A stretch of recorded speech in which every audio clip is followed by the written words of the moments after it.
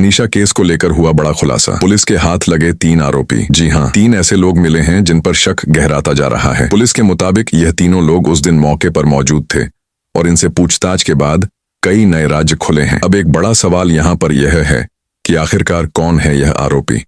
यह जानने के लिए आपको कहानी को पूरा समझना होगा। यह कहानी है हरियाणा की बेटी मनीषा की, एक मासूम लड़की जो रोजाना बच्चों को पढ़ाने जाती थी, लेकिन एक दिन वह घर से निकली और कभी वापस नहीं लौटी। उसके बाद जो हुआ उसने पूरे हरियाणा ही नहीं पूरे देश को हिलाकर रख दिया। आखिर क्या हुआ था उस दिन मनीषा के साथ? आइए इस दर्दनाक कहानी को शुरू से आखिर तक जानते हैं। आज इस वीडियो को मनीषा की न्याय के लिए पूरा जरूर देखें और ज्यादा से ज्यादा शेयर कीजिए। आज की जो सच्ची घटना मैं आपको सुनाने जा रहा हूं वह हरियाणा प्रदेश के जिला भिवानी की है। भिवानी जिले में एक गांव पड़ता है। दाढ़ी लक्ष्मण यहीं की रहने वाली एक लड़की थी जिसका नाम था मनीषा। उम्र होगी तकरीबन 19-20 साल। बड़ी ही सीधी शादी, अपने घर वालों की लाडली और पूरे गांव की पहचान। अभी कुछ ही दिन पहले मनीषा ने अपने करियर की तरफ पहला कदम बढ़ाया था। पास ही एक जगह है सिंघानी, वहां पर एक प्ले स्कूल है। उसी स्कूल में उसने टीचर की नौकरी ज्वाइन की थी। रोज सुबह ठीक 8 बजे घर से निकलती और स्कूल में पूरे मन से बच्चों को पढ़ाती, उनका ध्यान रखती और शाम को समय से घर वापस आ जाती। लेकिन 11 अगस्त 2025 का दिन अलग था। उस दिन सुबह रोज की तरह स्कूल गई। सब कुछ सामान्य था, मगर लगभग सुबह 11:23 पर उसने अपने पिता संजय को फोन किया। बोली, पापा आज थोड़ा देर हो जाएगी, मुझे BSSC नर्सिंग का फॉर्म लेना है और भरना है, आप टेंशन मत लेना। पिता ने भी प्यार से जवाब दिया, कोई बात नहीं बेटा, आराम से आ जाना, कोई दिक्कत नहीं है। ये बातचीत यहीं खत्म हो जाती है। संजय को जरा भी अंदाजा नहीं था कि यह उनकी बेटी की उनसे आखिरी लंबी बातचीत साबित हो सकती है। कुछ देर बाद मनीषा को एक और फोन आता है। फिर वह घर पर दोबारा फोन लगाती है। इस बार फोन उसकी मौसी उठाती है।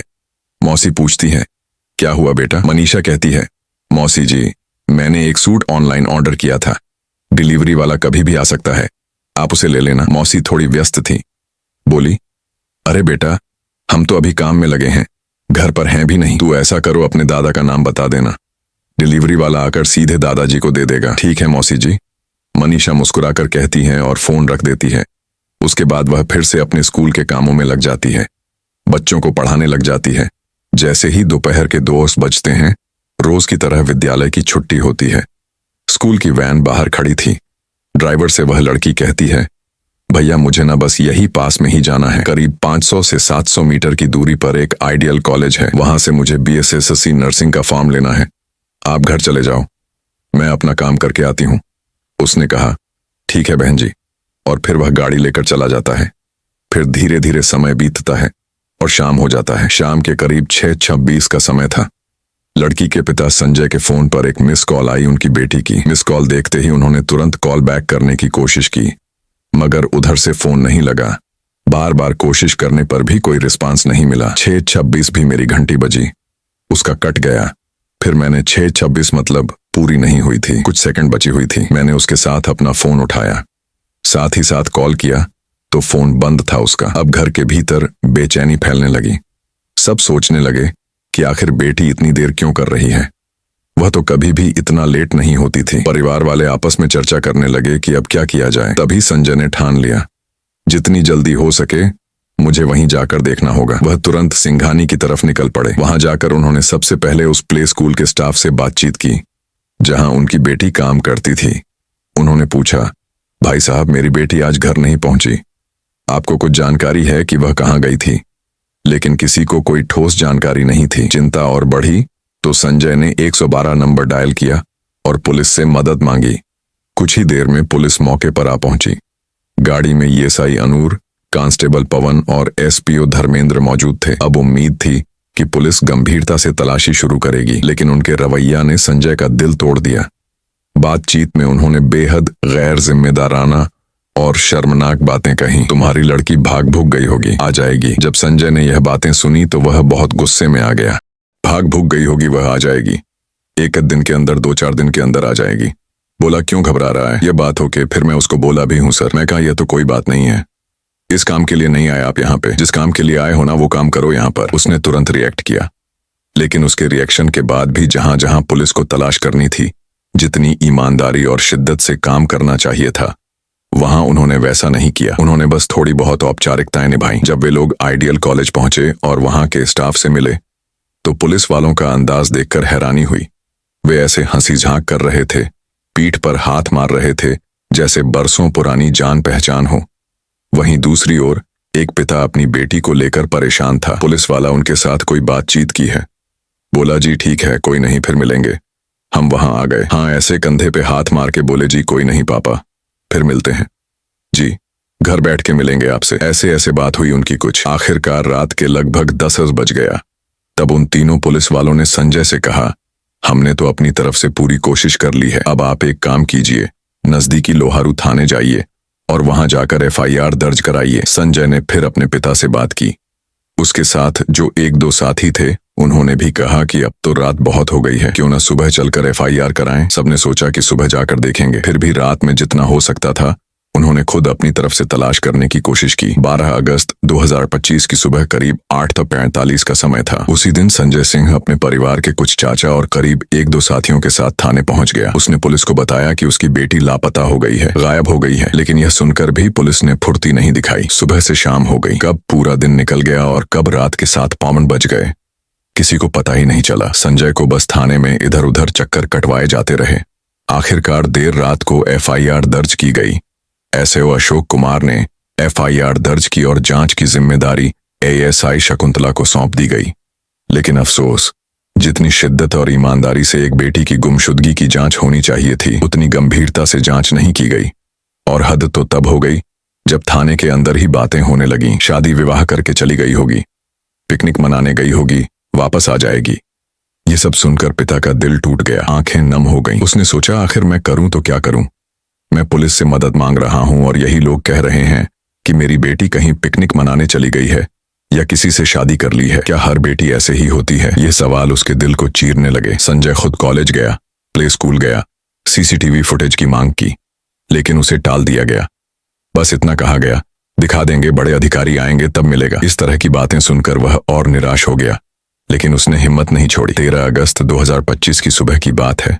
वो फिर विद्यालय की ओर गया, यह जानने के लिए कि कहीं CCTV फुटेज में उसकी बेटी दिखे तो सही। इसी बीच पुलिस चाहती तो उसकी बेटी का CDR निकलवा सकती थी, लोकेशन ट्रेस कर सकती थी, लेकिन पुलिस ने मामले को गंभीरता से नहीं लिया। इसी दिन 13 अगस्त 2025 को लोहारू थाना क्षेत्र के गांव सिंघानी की नहर के पास एक बॉडी बरामद हुई। गांव वालों ने तुरंत पुलिस को सूचना दी। जांच अधिकारी ASI शकुंतला ने संजय को फोन किया और कहा, संजय आपको तुरंत आना होगा, हमने एक बॉडी पाई है, जरा देख लीजिए कि कहीं यह आपकी बेटी तो नहीं। ये सुनकर संजय के पैरों तले जमीन खिसक गई। उसका पूरा परिवार रोता बिलखता वहां पहुंचा। बेटी के कपड़ों से उन्होंने उसकी पहचान की, लेकिन जिस रूप में बेटी की लाश मिली, उसकी आंखें बाहर निकली हुई थी, भोजन और श्वास की नली बाहर खींची हुई थी। उसकी गर्दन पर चांद जैसे आकार का एक गहरा जख्म था, करीब 29.5 सेंटीमीटर चौड़ा और 16 सेंटीमीटर लंबा। बेटी की लाश देखकर गांव वाले भी स्तब्ध रह गए। भीड़ बढ़ती चली गई। पुलिस ने बॉडी को कब्जे में लेकर पोस्टमार्टम के लिए भिवानी अस्पताल भेज दिया। पोस्टमार्टम शुरू होते ही यह खबर पूरे इलाके में आग की तरह फैल गई। 14 अगस्त को गुस्से से भरे लोग सड़कों पर उतर आए। हर किसी के मन में यही सवाल था, क्या एक गरीब मजदूर की बेटी की कोई कीमत नहीं? अगर यही बेटी किसी मंत्री, किसी विधायक या किसी बड़े आदमी की होती तो क्या पुलिस ऐसे ही लापरवाही करती? लोगों का गुस्सा बढ़ता गया, धरना प्रदर्शन शुरू हो गए। पूरे इलाके में न्याय की मांग गूंजने लगी। 14 तारीख के बाद जब मनीषा का पोस्टमार्टम हुआ तो पुलिस ने बॉडी परिवार वालों को सौंप दी, लेकिन घर वालों ने साफ कह दिया, जब तक हत्यारे नहीं पकड़े जाएंगे हम बेटी का शव नहीं लेंगे, अब चाहे कुछ भी हो जाए।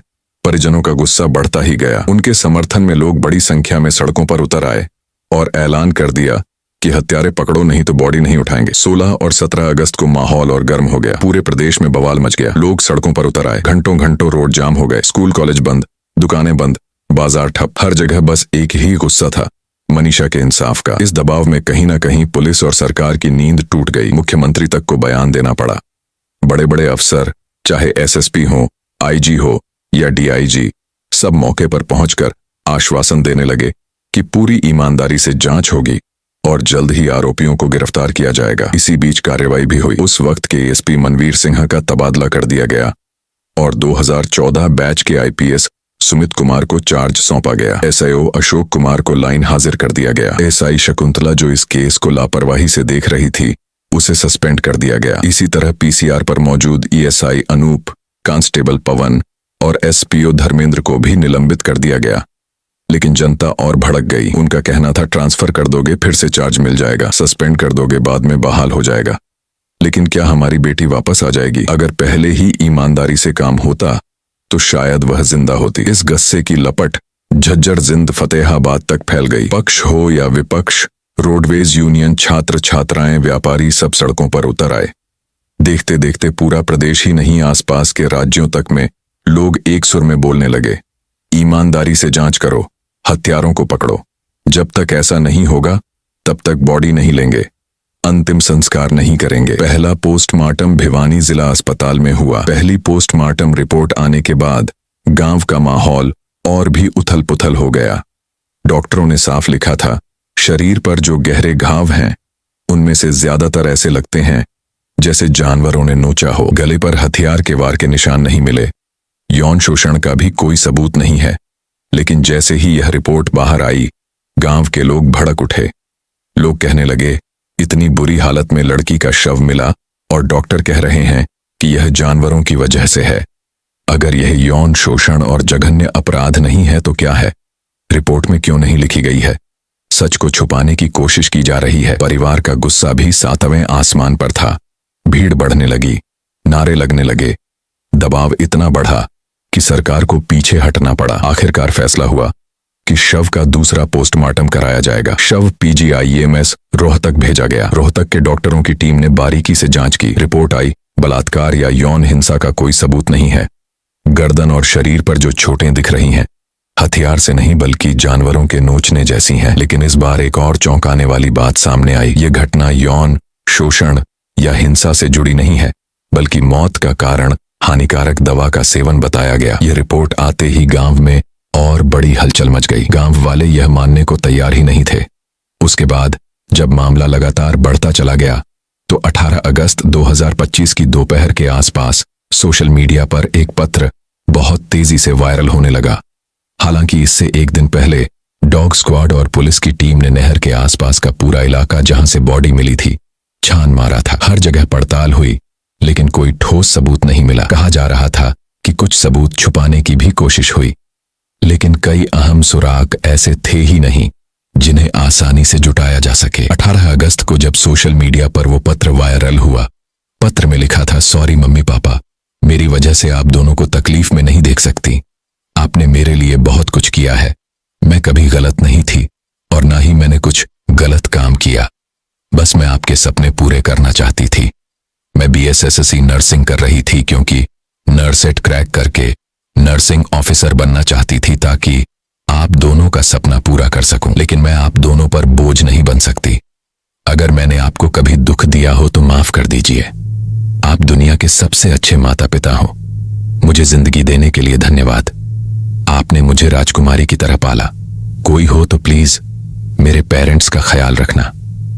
ऐसा पत्र सोशल मीडिया पर वायरल हुआ, लेकिन यह पत्र असली है या नकली, इस पर अब भी सवाल खड़े हैं।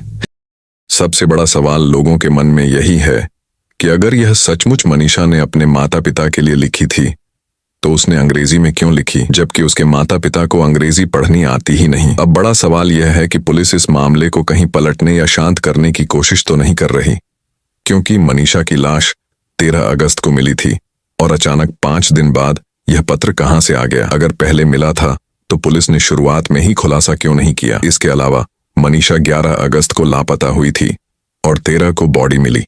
सवाल यह भी है कि अगर शव 2 दिन तक खेत में पड़ा रहा तो उस दौरान किसी की नजर क्यों नहीं पड़ी, क्योंकि वह जगह एक आम रास्ता था और वहां से कई लोग आते जाते रहते थे। लाश पर गले में गहरे जख्म के निशान भी मिले। इस बीच इस केस में एसपी का ट्रांसफर हुआ और कई पुलिस वाले सस्पेंड हुए। अगर यह पत्र शुरू से पुलिस के पास था तो उन्होंने शुरू में इसे सार्वजनिक क्यों नहीं किया। 4 दिन से मामला राजनीतिक रंग ले रहा था। विपक्ष के नेता धरने पर बैठ रहे थे। ऐसे में पुलिस ने पहले ही यह स्थिति साफ क्यों नहीं की।